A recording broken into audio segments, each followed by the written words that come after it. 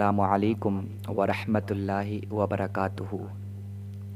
حضرات، ایک سوال ہے، اس کا جواب آج میں آپ کو دینا چاہتا ہوں۔ کچھ لوگ ایسے ہیں کہ جن کے ذہنوں میں ایک سوال گھومتا ہے کہ ہمارے حضور اکرم صلی اللہ تعالی علیہ وآلہ وسلم نے 11 شادیاں کیوں کی؟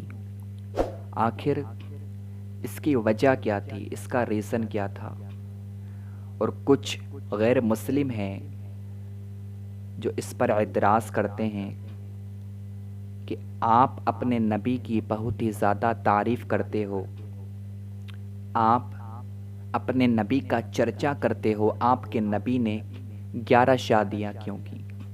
تو آج میں آپ کو اس کا جواب دیتا ہوں کہ میرے حضور نے 11 شادیاں کیوں کی ہیں۔ سب سے پہلی بات، ان لوگوں کے لیے میرا یہ جواب ہے جو لوگ یہ کہتے ہیں معاذ اللہ کہ حضور اکرم صلی اللہ تعالی علیہ وآلہ وسلم نے 11 شادیاں شوق کی وجہ سے کی ہیں۔ استغفر اللہ، معاذ اللہ۔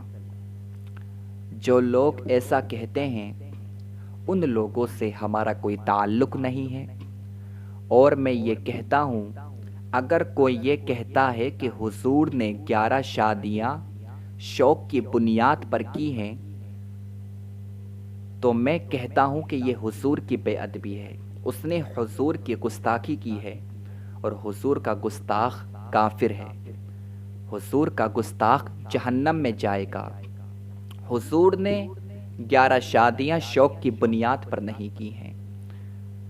میرے آقا کے دیوانوں، حضور اکرم صلی اللہ تعالی علیہ وآلہ وسلم نے جب پہلا نکاح کیا حضرت خدیجۃ الکبریٰ رضی اللہ تعالی عنہا سے، تو آپ سب جانتے ہیں کہ اس وقت حضور کی عمر 25 سال کی تھی، ہمارے سرکار کی عمر مبارک 25 سال کی تھی، اور حضرت خدیجہ 40 سال کی تھی۔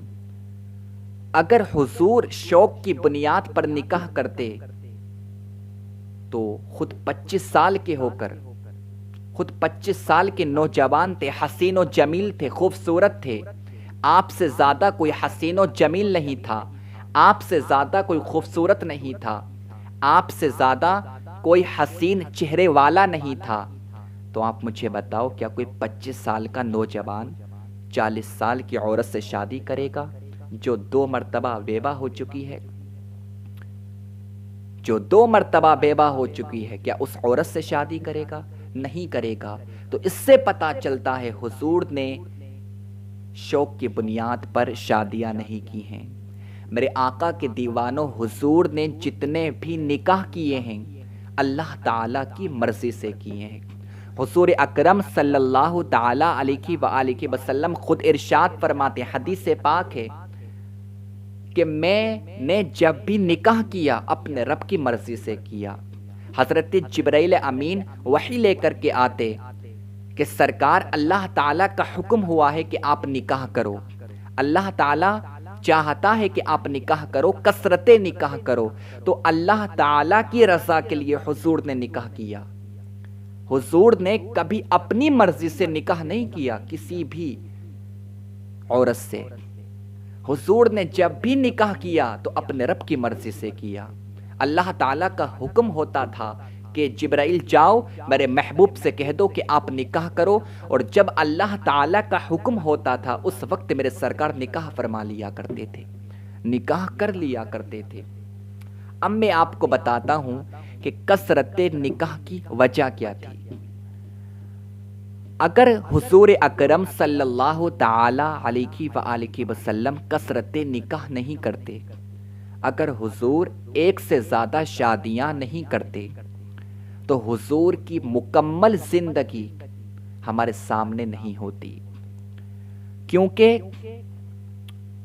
حضور جب گھر سے باہر جاتے، حضور بازار جاتے، حضور کسی جنگ میں جاتے، حضور جنگ کس طرح سے لڑا کرتے تھے، حضور بازار کس طرح سے جایا کرتے تھے، یہ ہمیں کون بتائے گا؟ یہ صحابی رسول بتائیں گے، اور صحابی رسول روایت کرتے ہیں کہ حضور کس طرح سے چلا کرتے تھے، حضور بازار میں کس طرح سے جایا کرتے تھے، حضور خرید و فروخت کس طرح سے کیا کرتے تھے، حضور جنگ میں کس طرح سے جایا کرتے تھے۔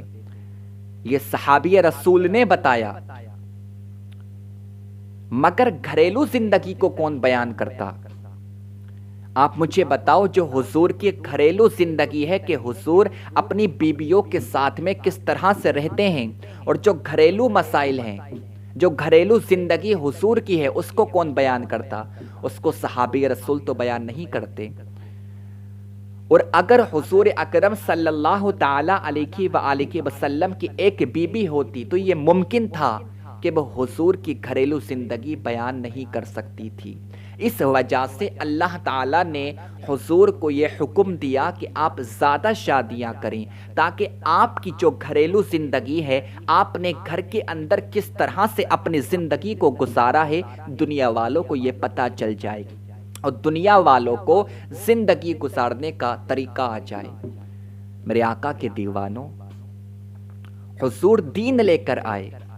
حضور اکرم صلی اللہ تعالی علیہ وآلہ وسلم نے ہمیں سب کچھ سکھایا، جینے کا طریقہ، کہ ہمیں کس طرح سے شادی کرنا چاہیے، ہمیں کس طرح سے بولنا چاہیے، ہمیں کس طرح سے کھانا کھانا چاہیے، ہمیں کس طرح سے پانی پینا چاہیے، سب کچھ حضور نے بتایا۔ اب کچھ حیا کے مسائل بھی تھے، اور حضور اکرم صلی اللہ تعالی علیہ وآلہ وسلم اگر ایک مرد کے نبی ہیں تو ایک عورت کے بھی نبی ہیں، تو عورتیں حضور اکرم صلی اللہ تعالی علیہ وآلہ وسلم کے پاس میں مسائل پوچھنے کے لیے آیا کرتی تھیں۔ تو جب عورتیں حضور اکرم صلی اللہ تعالی علیہ وآلہ وسلم کے پاس میں مسائل پوچھنے کے لیے آیا کرتی تھیں، تو کچھ مسائل ایسے ہوتے تھے کہ ان کو پوچھنے میں عورتیں شرماتی تھیں۔